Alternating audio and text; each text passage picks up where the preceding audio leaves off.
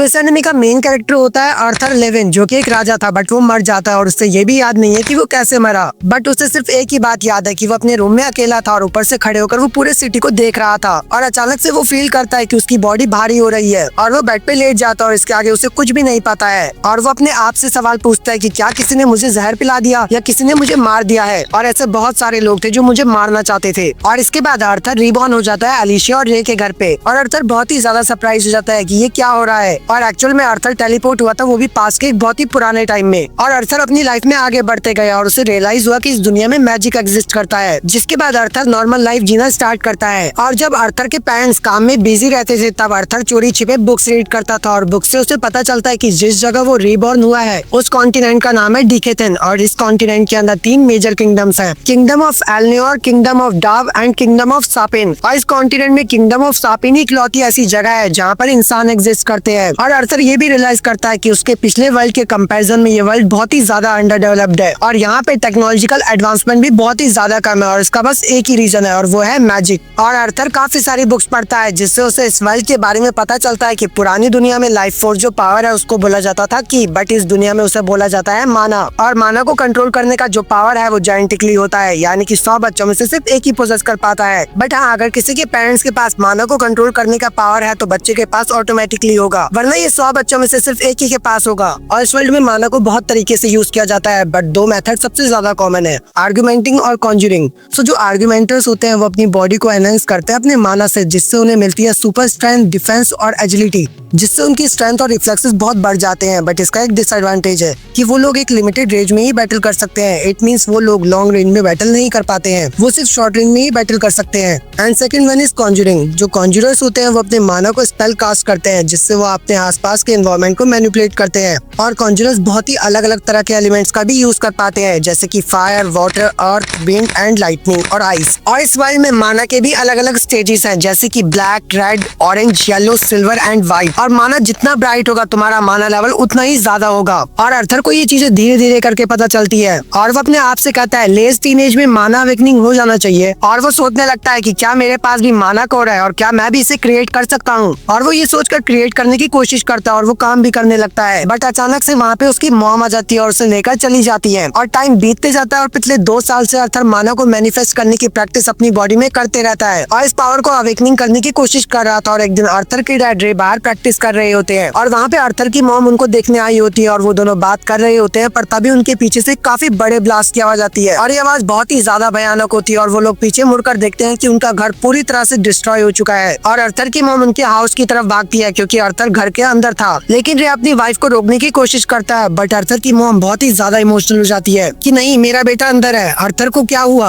और आर्थर को वो आर्ट बुला रही थी और दोनों ही बहुत ही ज्यादा परेशान होती है। और उसके डैड भागते हुए अंदर जाते हैं कि आखिर आर्थर ठीक है या नहीं, बट वो ये देखकर पूरी तरह से शॉक्ड हो जाते हैं। आर्थर के मॉम और डैड दोनों ही रूम में आते हैं और रे कह रहा होता है ये मजाक है, ये सच नहीं हो सकता। आर्थर अभी तक 3 साल का भी नहीं हुआ है पर इसके बावजूद भी उसने माना को मैनिफेस्ट कर लिया है। और इसके बाद काफी टाइम बीत जाता है और इसी दौरान आर्थर काफी सारी चीजें सीखता है। आर्थर की मॉम और उसके डैड दोनों उसको माना के बारे में सिखाते हैं कि माना मैनिपुलेशन कैसे करना है। और आर्थर के डैड डेली उसे अपने साथ ट्रेनिंग पर लेके जाते थे और उससे बहुत ज्यादा मेहनत करवाते थे। और इसके बाद आर्थर के डैड उसे एक वुडन शॉट देते हैं ताकि आर्थर उनके साथ फाइट कर सके। और वो दोनों बहुत देर तक प्रैक्टिस कर रहे होते हैं बट अचानक से आर्थर रेज में चला जाता है, गुस्सा आता है भाई उसे और वो अटैक करने लगता है। और ये देखकर उसके डैड शॉक्ड हो जाते हैं कि इतनी कम एज में आर्थर ने इतना सब कुछ कैसे सीख लिया। और इसके बाद आर्थर माना के बारे में और भी स्टडी करने लगता है। और जैसा कि हम सबको पता है कि माना के अलग अलग स्टेज हैं, बट उन स्टेज के अंदर भी स्टेजेस हैं, जैसे कि रेड में 3 स्टेजेस हैं, डार्क रेड, सॉलिड रेड और लाइट रेड। और माना को जितना लाइटर होगा तुम्हारा माना उतना ही प्योर होगा। और आर्थर को ग्रो होता हुआ देखकर उसके पेरेंट्स डिसाइड करते हैं कि अब आर्थर को एनहांस ट्रेनिंग की जरूरत है और एक एनहांस ट्रेनिंग के लिए चाहिए उन्हें एक अच्छा टीचर। और इसके बाद वो डिसाइड करते हैं कि वो जायरस सिटी में जाएंगे, जिसके बाद वो लोग रेडी हो जाते हैं और अपनी जर्नी को कंटिन्यू करते हैं।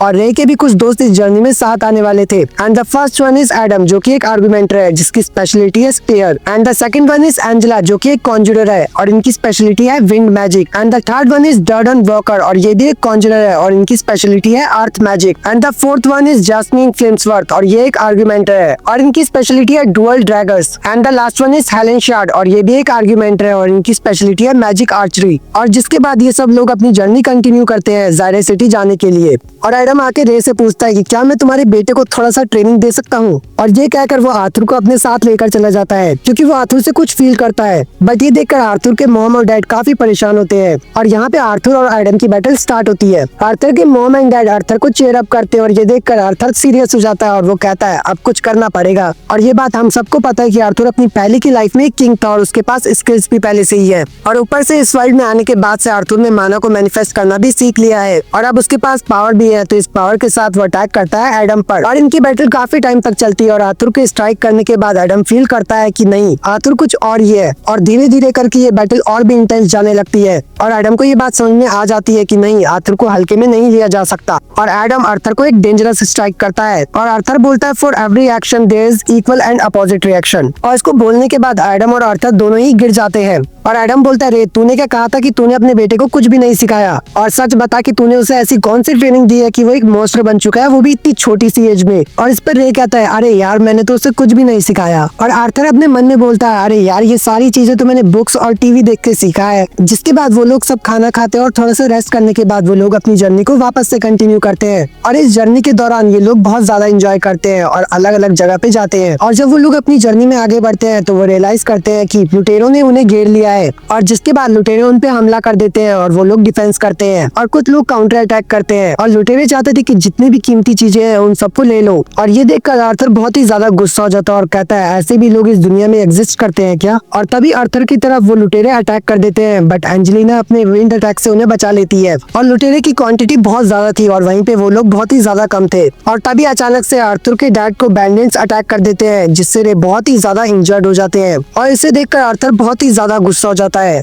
और आर्थर की मॉम एक हीलर होती है और आर्थर बोलता है आप उन्हें हील कर दीजिए, बट उसकी मॉम कहती है नहीं, मैं हील नहीं कर सकती हूँ। आर्थर के डैड कह रहे होते हैं कि नहीं मैं ठीक हूँ, मुझे उतनी इंजरीज नहीं आई है। और आर्थर को कुछ भी समझ नहीं आता कि मॉम उन्हें हील क्यों नहीं कर रही है, वो तो एक हीलर है ना। बट रे बताता है कि अगर अलीशा अपने हीलिंग मैजिक का यूज करेगी तो जो लुटेरे हैं वो सब उसके पीछे पड़ जाएंगे और उन पे अटैक कर देंगे। और आर्थर कहता है मैं फाइट कर सकता हूँ, मैं अपनी मॉम को बचा सकता हूँ। बट रे बोलता है मुझे पता है कि तुम फाइट कर सकते हो, बट फिलहाल मैं चाहता हूँ कि तुम अपनी मॉम को प्रोटेक्ट करो। और ये सुनने के बाद आर्थर रियलाइज करता है that his mom is pregnant. और रे कहता है फाइट करने की जरूरत नहीं है, बस अपनी मॉम को प्रोटेक्ट करो। और अलीशिया रे को हील करने लग जाती है बट तभी सारे बैंडिट्स को ये पता चल जाता है कि यहाँ पे एक हीलर है। और उसके बाद वो सारे लोग उसकी मॉम पे अटैक करने आते हैं और आर्थर चला जाता है उनके साथ फाइट करने के लिए। और आर्थर अपनी वुडन शॉट के साथ फाइट करता है बट उसकी वुडन शॉट ज्यादा देर तक नहीं टिक पाती है बिकॉज बैंडिट्स के पास रियल वेपन्स थे। और इसके बाद आर्थर अपनी मॉम को बचाने के लिए उनके साथ भागने लगता है बट अचानक से उनकी तरफ एक बैंडिट अटैक कर देता है और आर्थर अपनी मॉम को हल्का सा पुश करके पूरे अटैक को उड़ा देता है, वो भी अपने सिंगल स्क्रैच के साथ। और बैंडिट्स का जो मेन बंदा होता है आर्थर उसे टारगेट करता है और दोनों एक साथ पहाड़ी से नीचे गिर जाते हैं। और गिरते टाइम आर्थर रो रहा होता है और वो कहता है अभी सब कुछ ठीक हो जाएगा और सब लोग खुश हो जाएंगे। और वो ये भी कहता है कि मैं हमेशा से बड़ा भाई बनना चाहता था।